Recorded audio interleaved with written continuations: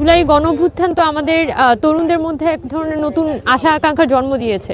আমরা যে ধরনের ছাত্র রাজনীতি এতদিন পর্যন্ত আমাদের বিশ্ববিদ্যালয় ক্যাম্পাসগুলোতে দেখে এসেছিলাম, সেটা বলা যায় একটা জাতীয় সংগঠন, একটা মাদার পার্টি থাকে এবং তারই এজেন্ডা ক্যাম্পাসগুলোতে বাস্তবায়ন হয়।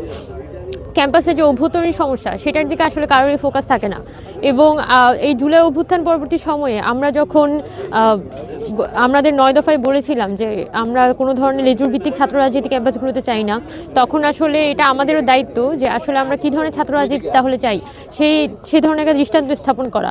আমাদের আজকে যে বৈষম্যবিরোধী ছাত্র আন্দোলন জাহাঙ্গীরনগর বিশ্ববিদ্যালয়ের কমিটি গঠিত হলো, তাদের মূল দায়িত্ব থাকবে এখানে নতুন ধরনের এক ছাত্র রাজনীতি নজির তৈরি করা, যাতে ভবিষ্যতে আমাদের ইতিহাসের পাতায় এটা লেখা থাকে যে এই ছাত্র রাজনীতি হলে আসলে এমনই হওয়া দরকার। আমাদের ক্যাম্পাসের মধ্যকার যে সমস্যাগুলো থাকে, জাহাঙ্গীরনগর বিশ্ববিদ্যালয়ের অভ্যন্তরীণ যে সমস্যা, রিসেন্টলি একজন স্টুডেন্ট ক্যাম্পাসে মারা গিয়েছে, এই যে স্টুডেন্টদের অভ্যন্তরীণ সমস্যাগুলো, আমাদের শিক্ষা বাজেট, আমাদের গবেষণা বাজেট, আমাদের শিক্ষক নিয়োগ প্রক্রিয়া স্বচ্ছ না, আমাদের স্টুডেন্টরা যে হলের মধ্যে সাফার করে, তাদের খাবার দাবার ভালো না, সব কিছুকেই আসলে অ্যাড্রেস করাটা খুব জরুরি।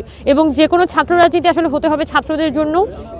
অবশ্যই ন্যাশনাল ইস্যুকে আমাদের সবারই কোয়েশ্চেন করতে হবে, আমাদের অবশ্যই পলিটিসাইজ থাকতে হবে, কিন্তু আমাদের কাজের ক্ষেত্রটা আসলে আমাদের বিশ্ববিদ্যালয়, এবং সেটাকে মাথায় রেখে এই কমিটিকে দেওয়া হয়েছে যাতে তারা সবসময় এই বিশ্ববিদ্যালয়ের যে অভ্যন্তরীণ সমস্যাগুলো আছে এবং আমাদের যে ফ্যাসিবাদ পরবর্তী সময়ে, এই স্বৈরাচারী শেখ হাসিনা পরবর্তী সময়ে আমাদের ক্যাম্পাসগুলো যাতে একটা নতুন ধরনের ছাত্র রাজনীতির সূচনা হয়, সেটা দৃষ্টান্ত স্থাপন করাই আসলে আমাদের বর্তমান কমিটির দায়িত্ব। আমরা আশা করব যে তারা এই দায়িত্বটি খুবই গুরুত্ব সহকারে পালন করবে এবং সারা দেশের কাছে যাতে তারা একটা উদাহরণ হয়ে থাকে। 20 সদস্য বিশিষ্ট একটি আহ্বায়ক কমিটি গঠিত হয়েছে, এটি পূর্ণাঙ্গ হবে অবিলম্বে।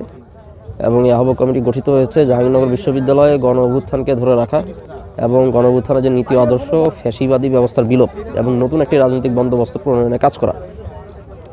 তো এই কাজটি করার জন্য এখানে বৈষম্যবিরোধী ছাত্র আন্দোলন তার কাজ চালিয়ে যাবে এবং এর পাশাপাশি বৈষম্যবিরোধী ছাত্র আন্দোলন জাহাঙ্গীরনগর বিশ্ববিদ্যালয়ে যারা বিদ্যমান গণ অভ্যুত্থানের পক্ষশক্তি যারা আছে, সকলকে নিয়ে একসাথে সামনে এগিয়ে যাবে। জানেন যে জাহাঙ্গীরনগর বিশ্ববিদ্যালয়ে বৈষম্যবিরোধী ছাত্র আন্দোলনের 20 সদস্যের একটি আহ্বায়ক কমিটি গঠন হয়েছে। এই আহ্বায়ক কমিটি আগামী 6 মাস তার কার্যক্রম পরিচালনা করবে।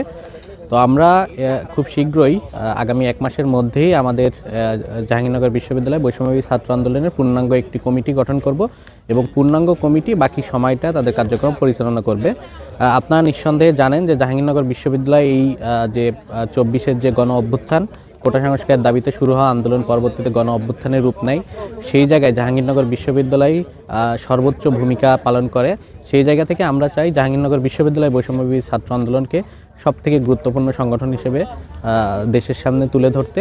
আপনারা জানেন যে জাহাঙ্গীরনগর বিশ্ববিদ্যালয় বৈষম্যবিরোধী ছাত্র আন্দোলন এখনই গুরুত্বপূর্ণ একটি ভূমিকা পালন করছে, কিন্তু আমরা চাই সেই গুরুত্বপূর্ণের জায়গা থেকে আরও এক ধাপ এগিয়ে যেতে।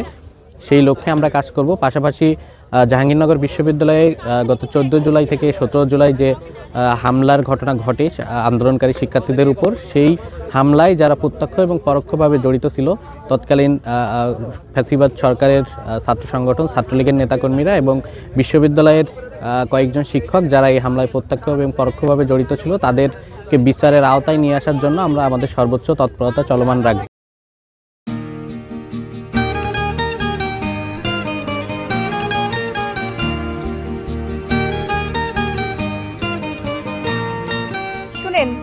পুরুষ মানুষ তো এভাবে ভয় পেলে চলে না, মুখে সাহস রাখতে হয়।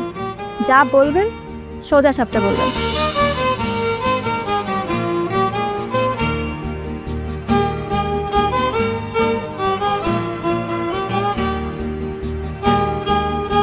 তো এই শীতে যে শীতের কাপড় ছাড়া আসছো, এটা কি ঠিক আছে? তোমাকে দেখার পর থেকে আমার জীবন থেকে শীত, গ্রীষ্ম, বর্ষা সব চলে এসেছে, শুধুমাত্র তুমি আছো।